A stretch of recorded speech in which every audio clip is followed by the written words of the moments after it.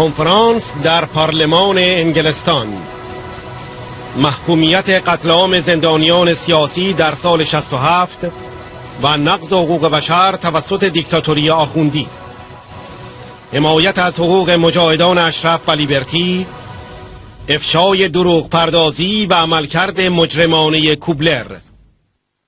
Ladies and gentlemen, as always, it's reassuring to see. Thanks.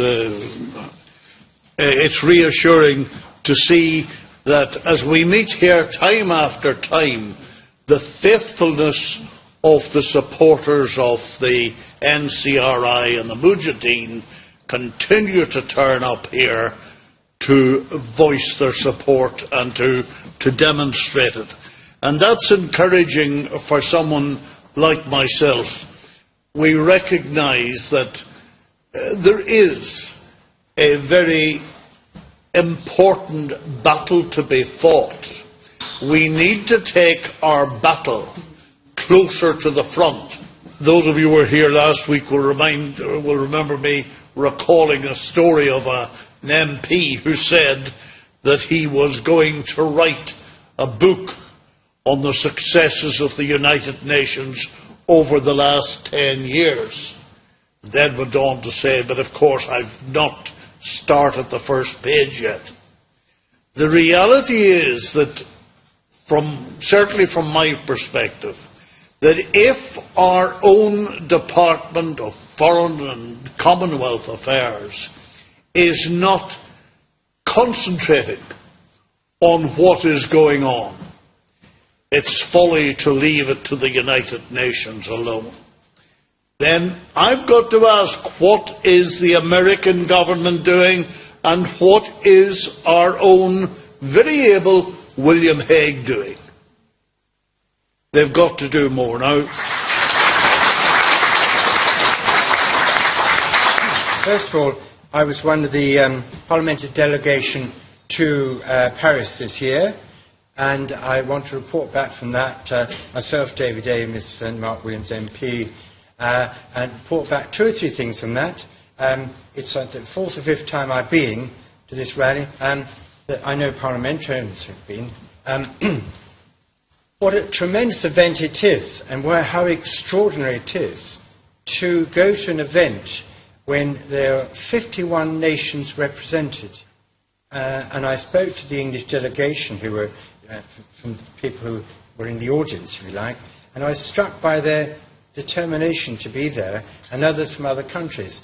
And I think this is unique, in my opinion, unique in the world, the way 51 nations get together to take on the issue that's in front of us. I'm going to be very brief, but I would like to say I very much support what's been said by previous speakers about Martin Kobler.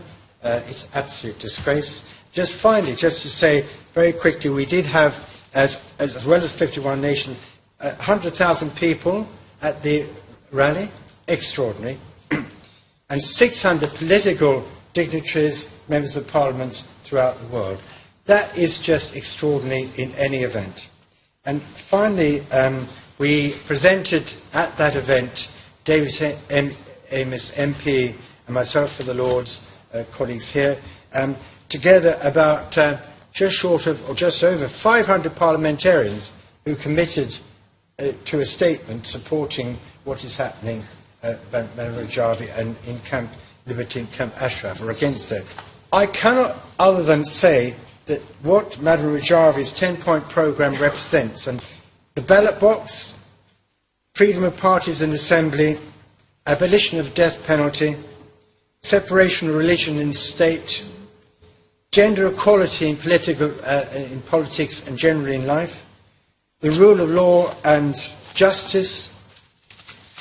Her 10-point plan is on the equality of all nationalities.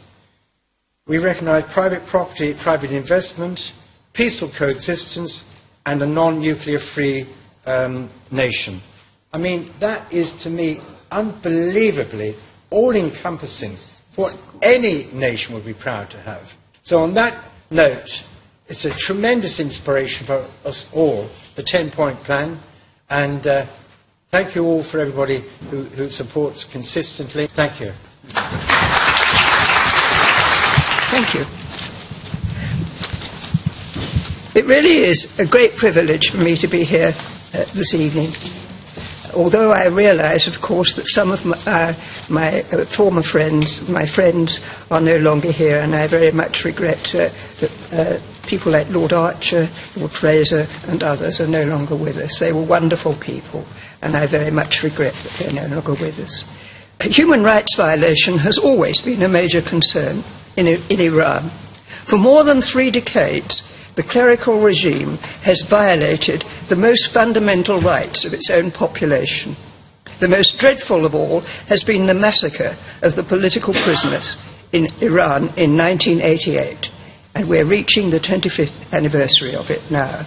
We're here tonight to remember them and to honour the victims.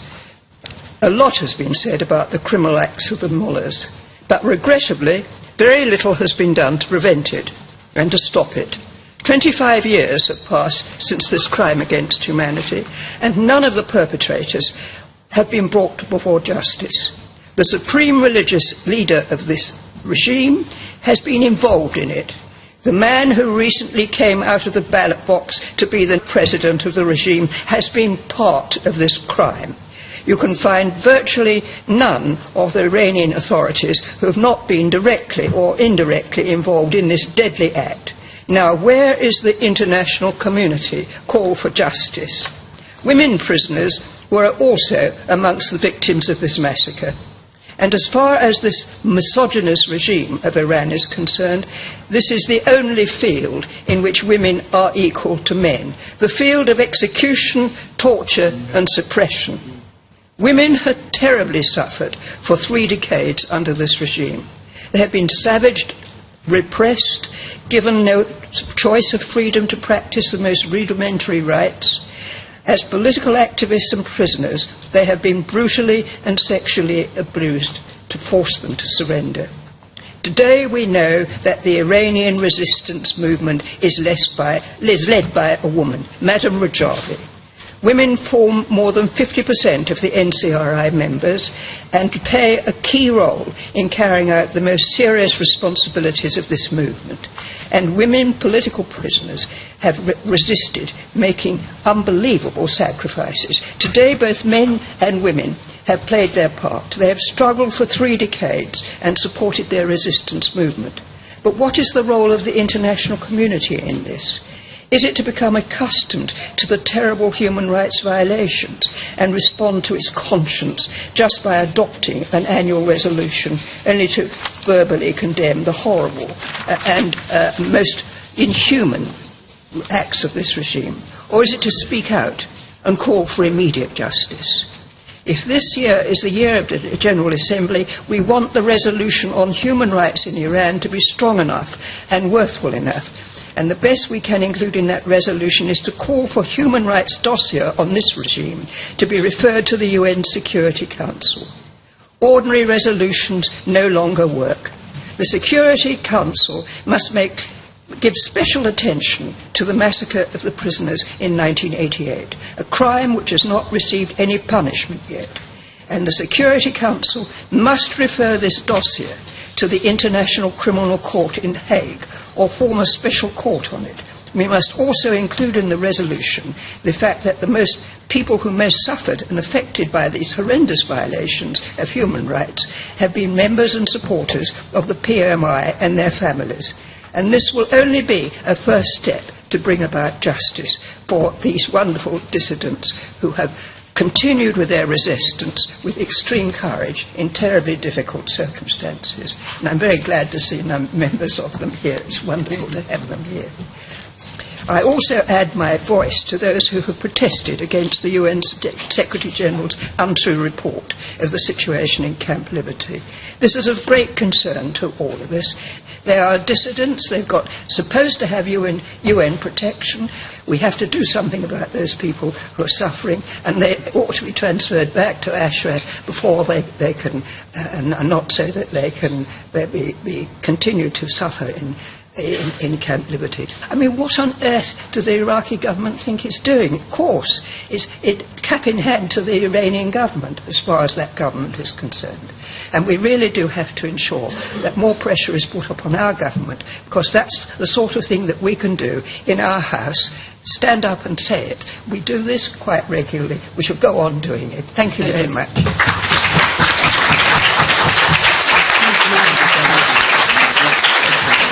Well, good evening, ladies and gentlemen. It's a great privilege to be with you tonight and to be invited to speak to you.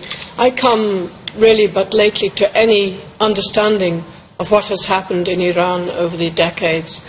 That we gather to get together today to remember the brutal execution of 30,000 people, to me is beyond comprehension and almost beyond belief that this could happen in a country of 77 million people, which is one of the most ancient civilizations of the world, one of the richest, most culturally gifted and endowed nations of the world. So it's profoundly important, I think, that what my fellow parliamentarians have been doing over the years. I come from Northern Ireland, and my experiences there led me into many other conflict zones. And I've worked with a particular emphasis on conflict resolution and the impact of Security Council Resolution 1325 and the successive resolutions. And I can see some of the impact in the women who are here today, and in Madam Rajavi, and in that high level of women engaged in politics and carrying such a brave torch for freedom in Iran. But so much remains to be done. I have been appalled. I have been absolutely appalled by the reports of the activities of the United Nations Special Representative, the Secretary General, and what is said to have happened in Camp Ashraf and generally. I have been absolutely appalled by this, and I cannot understand that the United Nations, and Iran was one of the founding members of the United Nations, that the United Nations is not conducting an investigation, and it's very clear that there's an absolute need for such an investigation. Above all, I think the United Nations recently recognised that it has a responsibility to protect. What I have seen, what I have become aware of, is a total absence of human rights and democracy in Iran. I have seen executions, unlawful detentions, torture, displacement, people turned into refugees, IDPs, a lack of political accountability and a lack of any democracy. And you have the answer in Iran. Madam Rajavi has very clearly articulated her 10-point programme, and it does provide a way forward. Yeah, thank you. Thank you very much for the invitation. But the information that I've been given, and I'm also sort of learning about Iran, what's happening in Iran is truly, truly shocking. The evidence of the violation of human rights has to shock anybody that sees that. But alongside that shocking, appalling violation of human rights, I think also there's much to give hope in the sense of the resistance that is being shown, particularly among women, and the indomitability of the human spirit and the resilience of human dignity, which is at the heart of human rights, and that is not being beaten. They can rain down missiles, but they cannot crush the human spirit. And that is very humbling for those of us who are not having to live through what people of Iran are living through. So I salute you. I hope that more and more of us will come to express our solidarity with you, and that will help your cause.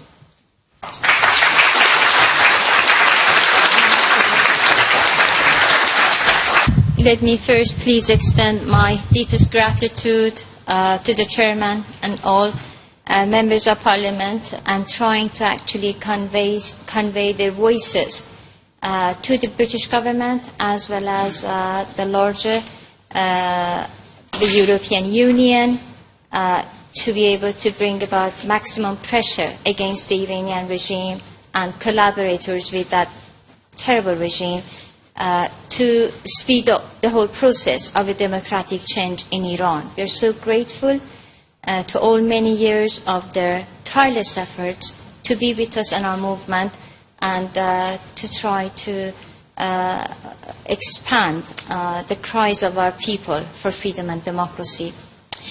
As far as the Iranian regime's record and human rights is concerned, it's up to now 60 resolutions passed by the UN General Assembly and various institutions of the United Nations condemning the brutal repression against the Iranians.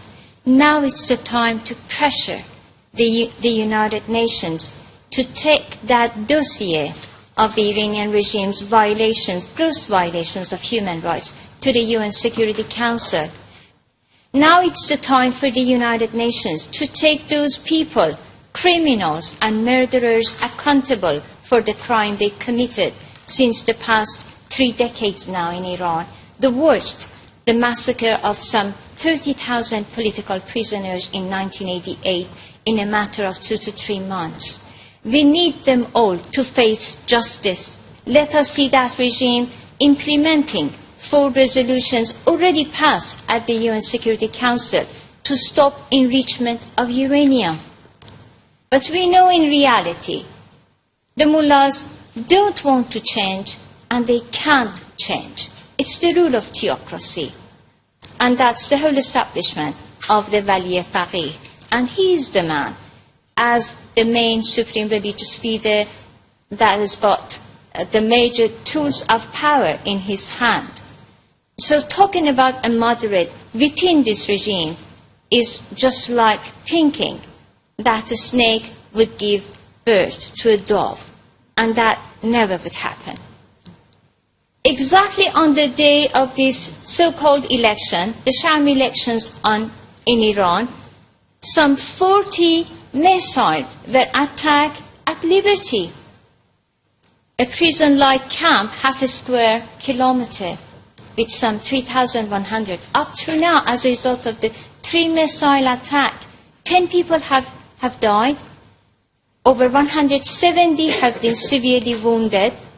It's time for the UK, the European Union, the United Nations to act and to take those people back to Ashraf. So we need your help. And I'm sure that together you're able to make it. Iranians have already paid a huge price to stand firm for their belief, for their rights, which is valued by every one of us. So we need to support them.